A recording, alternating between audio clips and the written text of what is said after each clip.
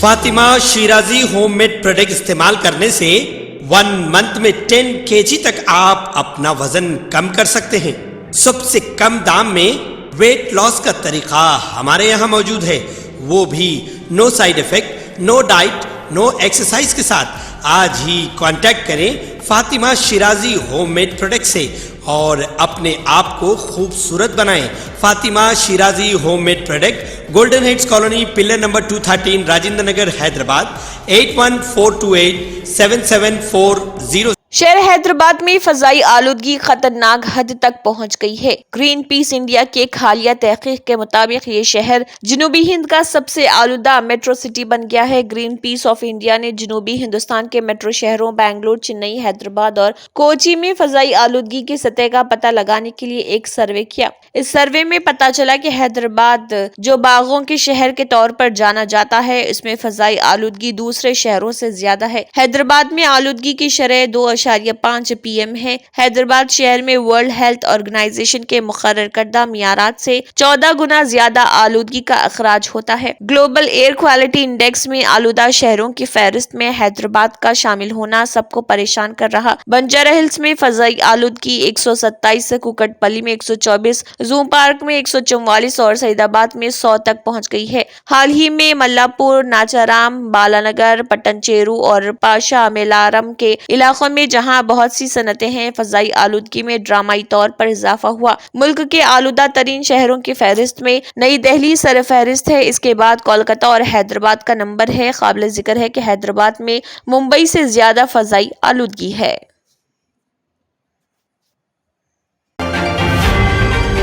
وزیر اعلیٰ تلنگانہ ریونت ریڈی نے صبح حیدرآباد کے HICC میں 21ویں بائیو ایشیا کانفرنس کا افتتاح کیا۔ گزشتہ 20 سالوں سے بائیو ایشیا کانفرنس نے حیاتیاتی سائنس کے میدان میں نئی پیش رفت، مواقع اور چیلنجز پر اظہار خیال کرتے ہوئے دنیا بھر میں پہچان حاصل کی ہے۔ اس موقع پر خطاب کرتے ہوئے وزیر اعلیٰ نے اعلان کیا کہ جینوم ویلی کا دوسرا مرحلہ 300 ایکڑ میں 2000 کروڑ روپے کی لاگت سے قائم کیا جائے گا۔ انہوں نے یقین دلایا کہ حکومت لائف سائنس کے لیے مثبت ماحول پیدا کرنے کے لیے نئی پالیسیاں اور بنیادی ڈھانچہ فراہم کرے گی۔ فارما اور بایولوجیکل سائنس کے شعبوں میں MSME کی نمایاں طور پر حوصلہ افزائی کی جائے گی۔ یہ کہتے ہوئے کہ ان کی حکومت بھروسے کو ترجیح دیتی ہے، انہوں نے کہا کہ ریاست کے کئی اضلاع بشمول وقار اور نظام آباد میں فارما ولیجز قائم کیے جا رہے ہیں۔ انہوں نے یہ بھی کہا کہ 3 جگہوں پر گرین فیلڈ فارما کلسٹر کی پہلے ہی نشاندہی کی جا چکی ہے، ان کے ذریعے 5 لاکھ افراد کو روزگار کے موقع ملیں گے۔ قبل ازیں ریاستی وزیر صنعت شریدھر بابو نے کہا کہ حکومت آئندہ چند مہینوں میں حیاتیاتی سائنس کے لیے نئی پالیسی کا اعلان کرے گی۔ انہوں نے کہا کہ حکومت حیدرآباد کو لائف سائنس کے میدان میں ایک بہترین مرکز بنانے کا عزم رکھتی ہے۔ انہوں نے کہا کہ حکومت نے پہلے ہی اسکل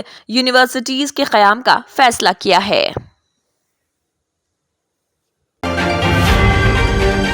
تلنگانہ کے BJP MLA راجا سنگھ نے بمبئی ہائی کورٹ کے حکم کی خلاف ورزی کرتے ہوئے بلا خوف خطر اشتعال انگیزی کی۔ حالانکہ بمبئی ہائی کورٹ نے چھترپتی شیواجی مہاراج کے یوم پیدائش کی یاد میں تقریب کی اجازت اس شرط پر دی تھی کہ نفرت انگیز تقاریر نہیں کی جائیں گی۔ تلنگانہ کے BJP کے قانون ساز زٹی راجا سنگھ نے میرا روڈ میں ایک ریلی میں فرقہ وارانہ ریمارکس کیے تھے، باوجود اس کے کہ بمبئی ہائی کورٹ نے چھترپتی شیواجی مہاراج کے یوم پیدائش کی یاد میں تقریب کی اجازت اس شرط پر دی کہ نفرت انگیز تقاریر نہیں کی جائے۔ انہوں نے کہا کہ بہت سے لوگوں نے مجھے میرا روڈ میں داخل ہونے سے روکنے کی کوشش کی، لیکن کوئی طاقت آپ کی محبت کے آگے نہ ٹھہر سکی۔ ہمیں اپنی آخری سانس تک عہد کرنا چاہیے کہ ہم ہندو راشٹر کو بچائیں گے۔ ہمیں لو جہاد اور گائے کے ذبح کے خلاف لڑنا چاہیے اور اپنے مذہب کی حفاظت کرنی چاہیے۔ مغل شہنشاہ اورنگزیب ہندوؤں کو تشدد اور قتل کرنے، ان کا مذہب تبدیل کرنے اور ہمارے مندروں کو منہدم کرنے کے لیے جانا جاتا تھا۔ میرا روڈ کی اس ریلی میں یہ بھی دیکھا گیا کہ شیواجی کے یوم پیدائش پر نہیں بلکہ دوسرے مذہبی گروہوں کو نشانہ بناتے ہوئے اشتعال انگیز گانے چلائے گئے، ڈھول کی تھاپ پر موسیقی بجائی گئی اور پٹاخے پھوڑے گئے، جب بھگوا جھنڈے لہرائیں گے جس میں جے شری رام کے نعرے لگائے گئے۔ دوپہر 3 بجے سے ہی ہزاروں لوگ اس تقریب کے لیے جمع ہوئے تھے۔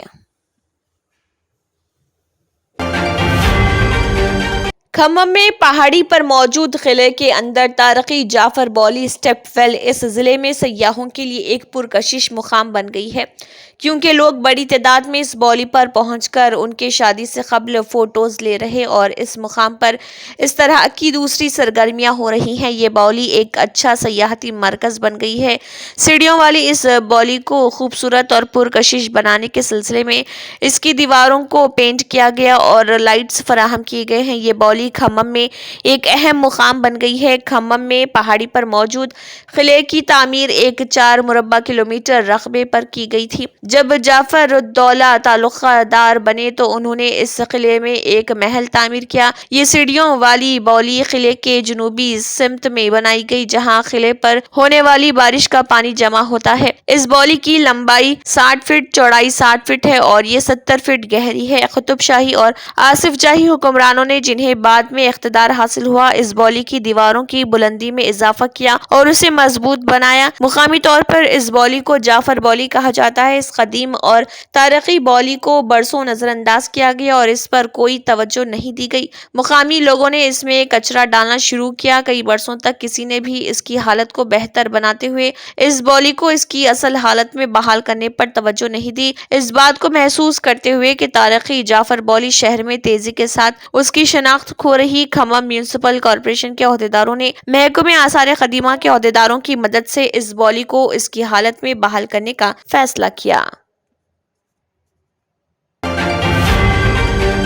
تلنگانہ کے وزیر اعلیٰ ریونت ریڈی نے ریاست کی آمدنی پر جائزہ اجلاس منعقد کر کے تفصیلات حاصل کی اور عہدیداروں کو تاکید کی کہ وہ ٹیکس وصولی کے نشانے کی تکمیل کو یقینی بنائیں تاکہ ٹیکس چوری کو روکا جا سکے۔ چیف منسٹر کے اجلاس میں ڈپٹی چیف منسٹر ملو بھٹی وکرمارکا، وزیر پی سنواس ریڈی، چیف سیکرٹری شانتی کماری و دیگر موجود تھے۔ اجلاس میں ریاست کو محکمہ مال، محکمہ اسٹیمپس اینڈ رجسٹریشن، محکمہ آبکاری اور کمرشل ٹیکس کی آمدنی کی تفصیلات حاصل کر کے عہدیداروں کو تاکید کی کہ وہ اپنے محکمہ جات کے نشانہ مقرر کر کے انہیں پورا کریں۔ ریونت ریڈی نے آبکاری عہدیداروں کو ہدایت دی ہے کہ وہ شراب کی تیاری اور فروخت میں مکمل تفصیلات جمع رکھنے کے علاوہ جن مقامات سے شراب دکانات پر فروخت کے لیے پہنچتی ہیں ان پر CCTV کیمروں کے ذریعے کمانڈ کنٹرول سے مربوط کیا جائے۔ ریونت ریڈی نے کہا ہے کہ ریاست میں شراب کی بوتلوں کو ٹریک کرنے کے میکانزم کو بھی فروغ دینے اقدامات کیے جائیں۔ چیف منسٹر نے محکمہ مال اور رجسٹریشن و اسٹیمپس عہدیداروں سے گزشتہ 5 برسوں میں ریاست کی آمدنی کی تفصیلات طلب کی اور کہا کہ آئندہ 1 سال منصوبے کے بجائے طویل مدتی منصوبہ تیار کر کے آمدنی میں اضافہ اقدامات کیے جائیں۔ انہوں نے محکمہ کمرشل ٹیکس عہدیداروں کو ہدایت دی کہ وہ مختلف اضلاع بالخصوص شہری اضلاع میں ٹیکس چوری پر نظر رکھیں اور کمرشل ٹیکس کی وصولی کا نشانہ مقرر کر کے جن مقامات پر ٹیکس چوری کی کوشش کی جا رہی ہے ان کے خلاف کارروائی کو یقینی بنایا جائے۔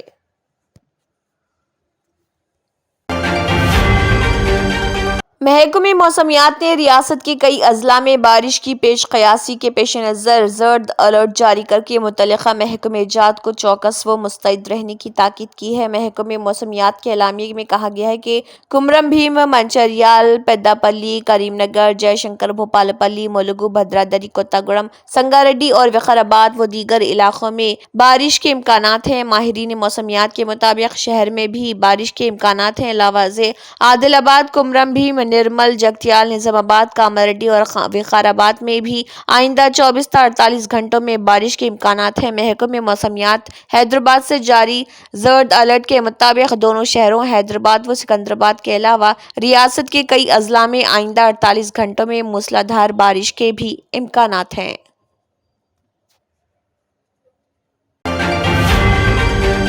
جرمنٹن super speciality hospital, doctor Mir Jawad Zar Khan, senior experienced orthopaedic surgeon, bone fracture, joint replacement, hip replacement اور اسپائن سرجری کامیابی سے انجام دے رہے ہیں۔ اس کے علاوہ neurosurgery, cardiology, gynaecology, dental, general medicine, dialysis اور فیزیو تھراپی جیسے شعبہ جات میں انتہائی کامیابی کے ساتھ واجبی فیس میں علاج کیا جا رہا ہے۔ شیئرنگ اور پرائیویٹ رومز، اسپتال میں 24 گھنٹے MRI، CT scan, 2D digital x ray, ultrasound, operation theatre, ICU और लैब की सहूलत दस्तयाब है। आपकी उम्मीदों के ऐन मुताबिक Germanton super speciality hospital, pillar number 150, Attapur, Hyderabad.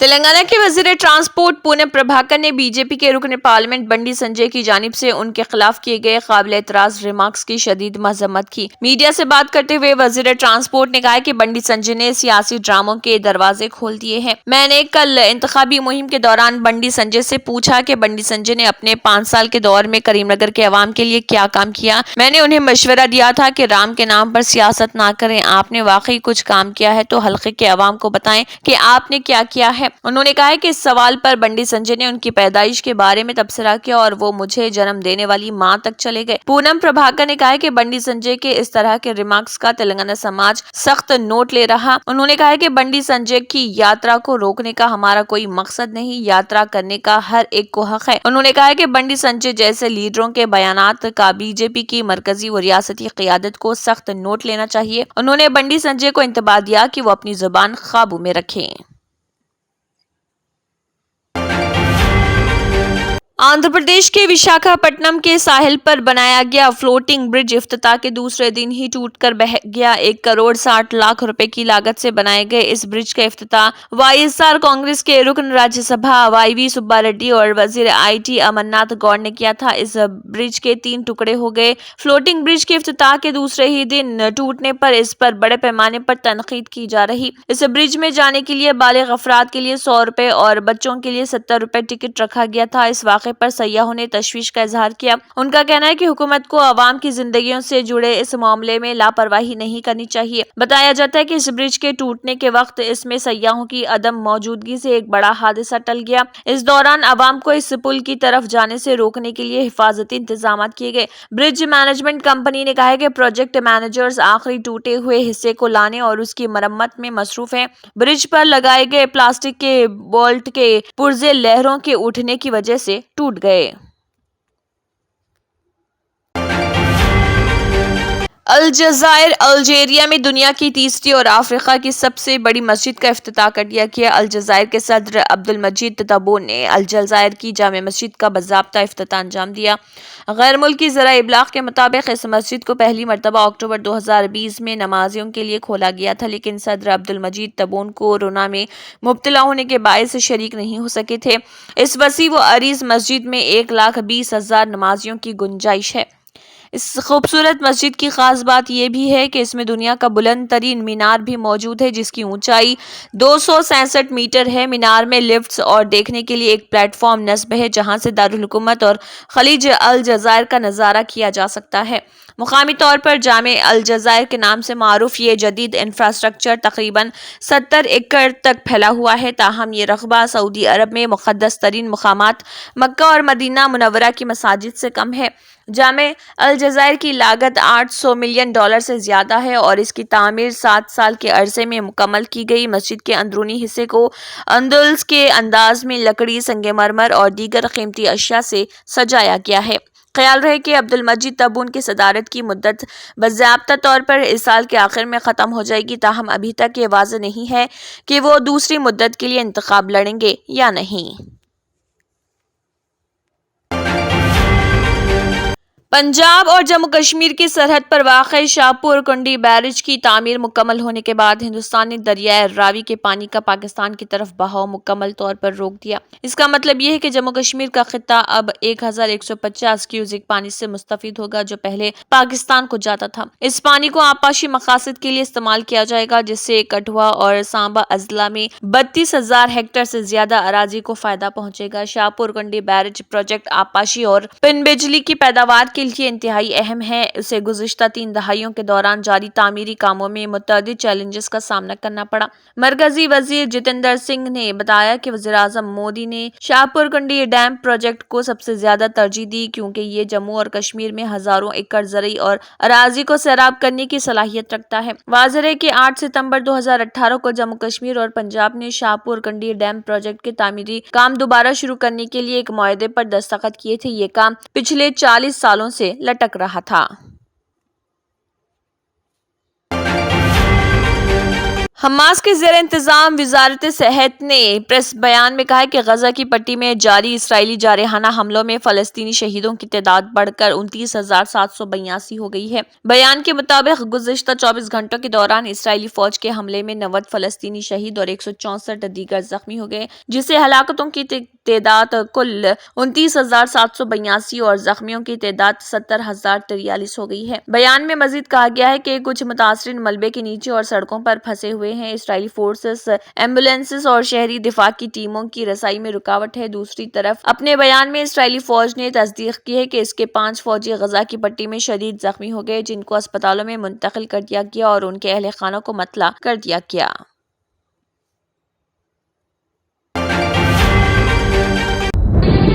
तंत्र मंत्र यंत्र के सम्राट బాబా ఆజాం ఖాన్ బెంగాలీ 100% లాభం గ్యారంటీతో పాటు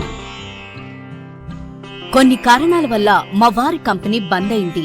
పిల్లల స్కూలు, ఇంటి ఖర్చులు ఏం చెయ్యాలో అర్థం కాలేదు. అప్పుడు మేమిద్దరం బాబా ఆజాం ఖాన్ బెంగాలీని కలిసాం.